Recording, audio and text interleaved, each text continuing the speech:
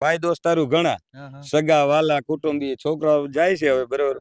આપણે ક્યાં જાતા નથી. પેલો જ વાંધો એ છે, બધાને એમ કહું છું બીડીનું બંધાણ હોય, સિગરેટનું બંધાણ હોય, કોઈને પાન માવા ફાકીનું બંધાણ હોય, પણ સાંજે હું અટાણે દૂધનું બંધાણ છે એ ક્યાં લેવા જવું? લીટર એક દૂધ પીએ તો નીંદર આવે ને નીંદર ન આવે. સિટીમાં તો પાઉચ નું દૂધ મળે બાપુ. ના, એ તો અમને જરાય નાડે નથી અડાડતા. એનું કારણ છે, પણ અમે જે કહીએ છીએ કે દૂધની અમને ખુદને ખબર છે.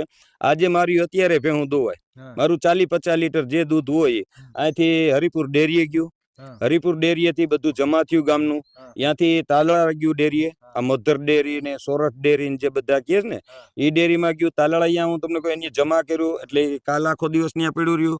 કાલ સાંજે પાછું અહીંથી ટેન્કર ભરાય.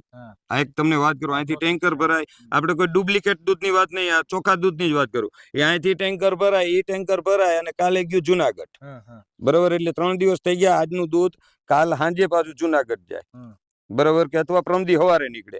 એ જુનાગઢ ગયું, ત્યાં એક દિવસ પડતર રહીએ. પછી હું તમને કહું કે એને ફિલ્ટર મારે, ફિલ્ટર મારી અને પછી પેકિંગ એના થાય. પછી પેકિંગ હું તમને કહું અલગ અલગ બધે બટાય.